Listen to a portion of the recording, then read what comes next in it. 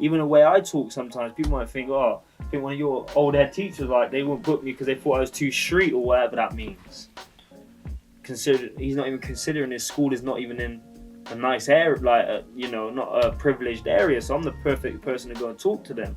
But I don't sound how I sound because I want to sound like that. I sound like this because I'm a product of my environment. Understand it. And when I'm going into uni at 21 years old, in a whole tracksuit, talking like a bit from the road, I guess, and then you got these privileged white people in there, and they're like, why is he talking like he's black? Why he's talking like this? But they don't understand it. They don't understand. I'm not trying to do this. I'm actually insecure a little bit about the way I sound. I don't want to be like, I'm not trying. It's a product of environment. But let's not just judge. Let's open our minds and try and understand and actually listen to what people are flipping telling you. Just listen. Throw the ideas in the hat. Just have a question time.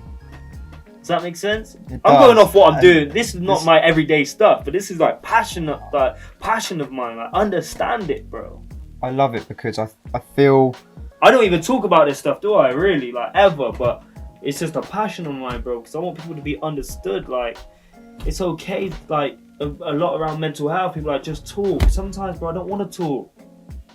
Sometimes I just want to get on with my life and just get on, even if I'm fucking struggling up here. I don't want to talk sometimes. I think my boy Josh posted something on the other day. It's like, sometimes when people are feeling suicidal, it's not about telling them to reach out, because they have to reach in. You know what I'm saying? You have to reach in, bro. I've been suicidal. And I can honestly say, back then, the only thing what probably saved me is this, my speaking. That's the only thing what fucking saved me. Do you know what I'm saying? Because people like, oh, it's selfish, and yeah, it does affect everybody around. Like, I completely get it. And I used to think it was selfish. How could you go and do that when you got 3 kids and like debt or whatever? I thought it was selfish, but until I was in it, now I can look back and I was convinced that I was doing the right thing for everybody. My uncle and auntie, they got their own family. I'm just causing trouble to them. My dad's got his own little family. They don't need me. I'm trouble to them.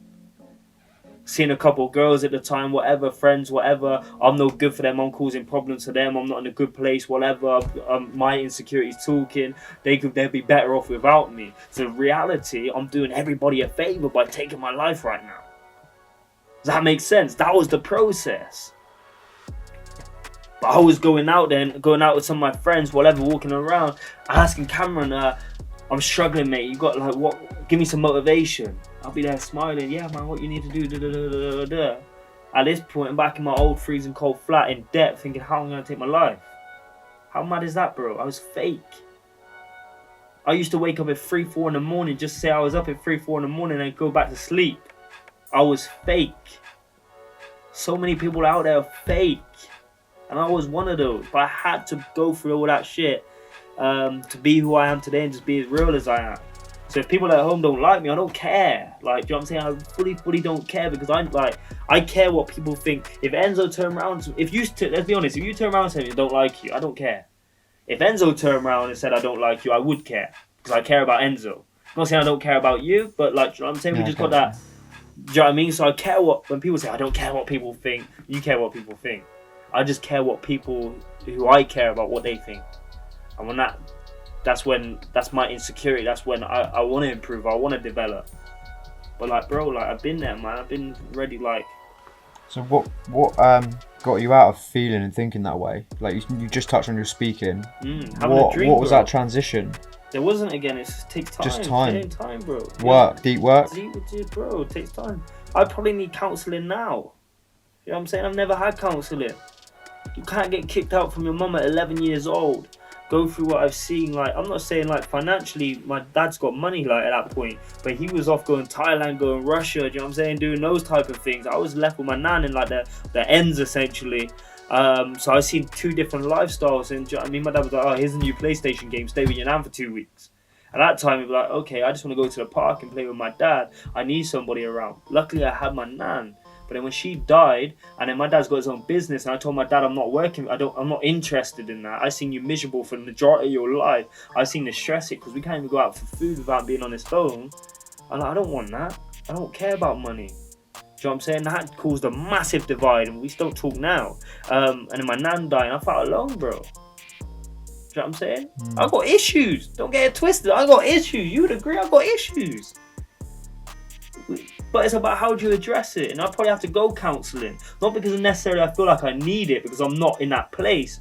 Because I feel like if I get that help, get that some support, it's going to take me from here to there. Everyone should probably have a coach or a counsellor or something. Do you think that some of that stuff's putting a little bit of a governor on you, like dampening down some of the drive? No, it hungers me. It makes you the opposite effect. It feeds me. Yeah, it feeds me, definitely.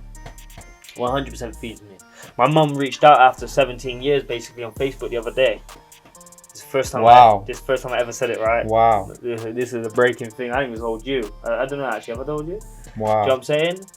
And I said, okay, cool. Listen, I'm in a good place. I said, I forgive you. But go on, talk your shit. Tell me where you're at. In first sentence, she blamed my dad. Do you know what I'm saying? Strike one. Strike two is I said my opinion. She just passed over it and says, I love you, da da da da da. I know my mum, even after all this time, bro. So I poked her again and poked her again and poked her again.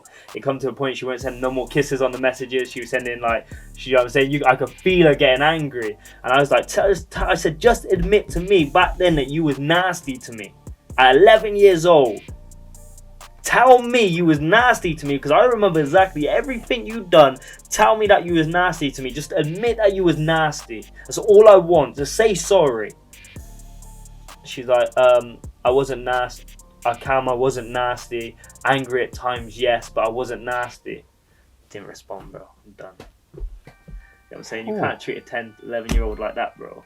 I said, you think you are trying to manipulate me at 27, 28 years old? You got another thing coming, bro. I've just told you I've forgiven you. Just own up, like, just be a bit more self-aware. How are we at 27, 28 more self-aware than our parents at 50 or whatever? It's crazy. Do you think a lot of that's to do with we've got online content and podcasts to make us think differently and pick up on ideas and it probably plays a certain part. Certain role. And the fact that I had to address my demons so much earlier. And as I said, mate, I'm far from the finished product, bro. Like, mate, thank you for sharing that. Bro, I don't even really talk about it. I think I've been more honest on your podcast than I am on my own. Because I'm more normally interviewing other people. Maybe I need to talk about myself a bit more. I don't know.